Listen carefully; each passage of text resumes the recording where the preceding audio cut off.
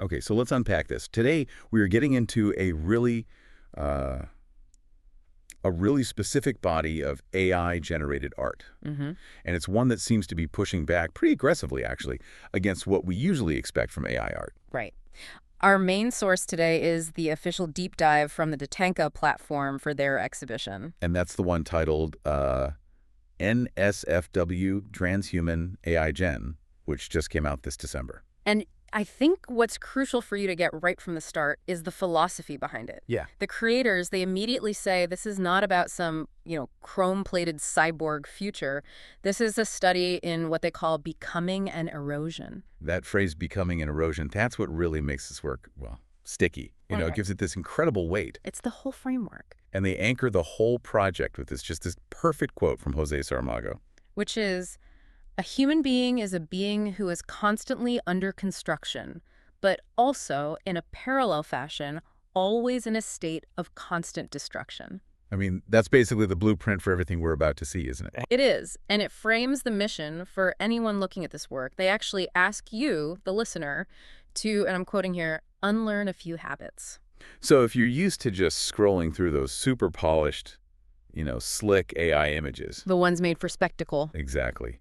You have to totally recalibrate your brain for this. And that's really our goal today. We want to give you this sort of mental toolkit to sit with the instability of this exhibition.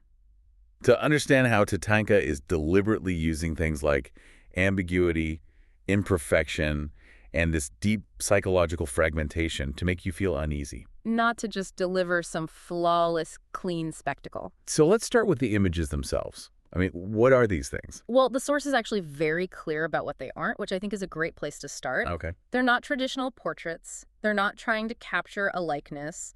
They're not demonstrations of the machine's technical skill. So it's not just, look how flawless this AI is. Not at all. And they're definitely not these, grand speculative futures designed to just make you say, wow, it resists all of that. Instead, they're called artifacts. Artifacts of a process that treats the human figure as unfinished, unstable, and continuously revised.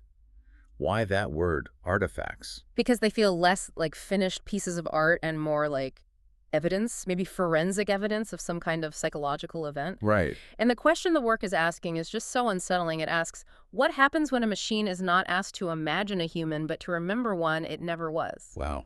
Okay, that completely changes the game. It's not about tech capability anymore. No, it becomes a psychological investigation. So how does the process, the actual tech, support that idea of the machine as a confused witness? Well, it's about intentional failure, really. The model isn't just trained on perfect high-res images. I was going to ask about that. Yeah, the creators, they deliberately introduced noise, incomplete data, even conflicting references into the training. So they're basically asking the AI to build an identity from fragments. From a mess of contradictory information. Exactly. So the output is always mediating some kind of internal conflict. And you can see that conflict in the visuals. You're looking at these solitary figures, and the boundaries of their own bodies are just dissolving. Precisely. You get this visual language where flesh and machine aren't separate things fighting each other. They're just tangled up. Entangled. That's a good word for it. And identity isn't presented as, whole or destroyed. It's described as partially erased and partially overexposed. That erasure is just so chilling, especially in the faces. They blur, they fracture, sometimes they even duplicate. But the platform really emphasizes that the disturbance is quiet. It's not a loud, cinematic monster. The unease, they say, comes from recognition, not from violence. Recognition. So you see something of yourself in the fragmentation. Yes. That's the key. The figures, even though they're falling apart, they feel intimate, almost too close. They're psychologically charged, and they have these visible seams and stitches and scars. Like they're showing their repairs. Exactly. They're figures whose boundaries just won't hold still, and that reflects our own vulnerability right back at us. So if these are the unstable artifacts, the show then pivots to talk about why they're unstable. It gets into the role of memory. It does, and it's a very specific kind of memory. What do you mean? The source calls it internal, not genealogical. Usually when we talk about memory and art, we think of, family history, relationships, a It's a lineage. shared past. Right. But here you see these isolated subjects. They're completely alone in their own head, basically. All they have is their own accumulated impressions, fragments, and emotional residue. So it's not about community, it's about a single consciousness kind of wrestling with its own past. Exactly. I thought the description of the past showing up as pressure instead of a clear story was so powerful. It just fights against any easy narrative. Because it's not about the historical facts, it's about the emotional wake that experience leaves behind. And if you look at what that pressure actually looks like visually, It's in the details. it's in the details. You see these distortions beneath the skin, almost like something is shifting internally, or what they call light damage in the eyes. Tell me more about those flaws, like the misregistered features. What does that even mean? Okay, so think of old color printing. Sometimes the different color plates, the red, the green, the blue, they wouldn't line up perfectly. Right, you'd get that little colored shadow. Exactly.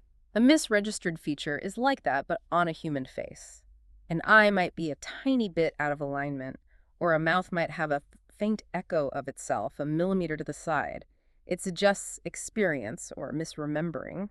So these aren't just random AI glitches. They're curated failures that are meant to feel like trauma or just lived experience. That's it. They're psychological imprints. And if memory is pressure, then it makes sense that identity itself becomes this surface you can actually see straining. It's fracturing right in front of you. It is. And the details are so jarring, the source mentions incorrect symmetry. What, like one side of the face doesn't match the other? More than that, you might have two completely different expressions on one face, like calm on the left and total panic on the right. Whoa. Or the eyes might seem to be looking at two different points in time, one looking back, one looking forward. You said they look intimate, but they're also isolated. How can they be both? How does that intimacy happen without a relationship being shown? The intimacy comes from that raw vulnerability.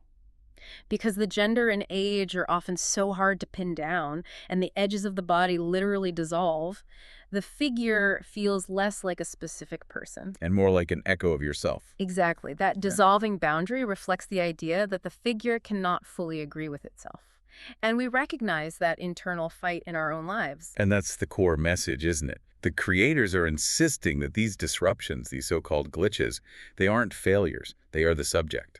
You're meant to sit with the instability, not trying to fix it or categorize it. It just forces you to accept that identity, under all that pressure from memory, is just fundamentally messy. It is. Which brings us to what I think is the big aha moment of this whole thing, the deliberate cultivation of craft and discomfort. Yes, the AI paradox. Right. If the system can create perfect photorealism, why choose to make everything look so broken and handmade? It's an insistence on a human presence, even in an artificial system. Despite being generated by a machine, the images are filled with textures that we associate with things made by hand. And that's a total rejection of that polished, frictionless AI look we see everywhere else. It is. It's the difference between a sleek, mass-produced object and one that still has the fingerprints of the creator on it. Yeah, exactly. And you can see it in the specific textures they list. Things like clay-like textures or waxy surfaces. The figures look like they were sculpted, maybe melted a little. I saw that in the fabric impressions too, like they've been wrapped up or stitched together. It suggests a rough assembly, not a seamless generation. So the bodies are meant to look built, then repaired, and then maybe even partially dismantled again. They have these visible seams and scars. Why is showing that labor, that failure, so important for an AI piece? Because for humans, making anything is always about error and revision and vulnerability. By showing the seams, the work insists on its own humanity. It shatters the illusion of effortless, magical creation that we often associate with AI. The flaw becomes the main feature. It does. The figures are described as in-progress objects caught mid-decision. They deny you that comfort of seeing something complete. And that denial, that discomfort, it goes way beyond the figure itself and into the actual space they create for you, the viewer.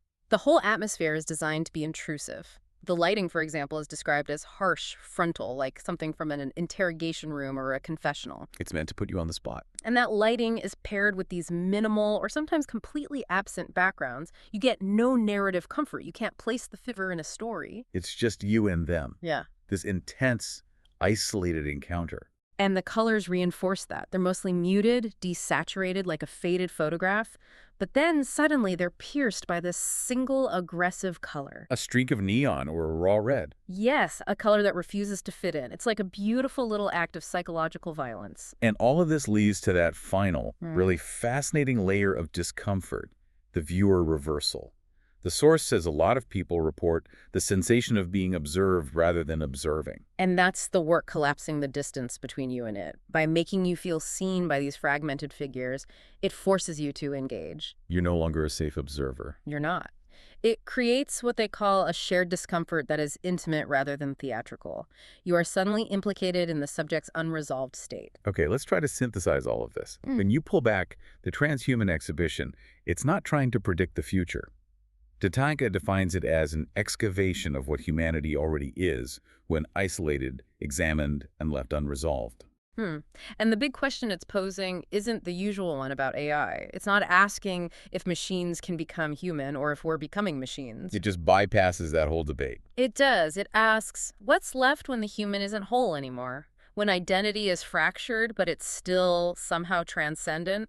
What's on the other side of all that instability? And the source material invites you, the viewer, to just stay in that unstable space for a while, to notice which figures pull you in, which ones push you away. And to notice where the meaning is actually happening, because it's not neatly inside the image. Right. It's in the space between the work and, as they put it, your own memory, identity, and sense of self. Which brings us to a final, maybe provocative thought for you to take away from this. Go on. If the real power of this work is in recognizing our own fragmentation, and that power comes from the cultivated flaw, the visible seams, the errors, the broken parts, then is the most human element of AI art, the artist's choice to show the construction and the failure.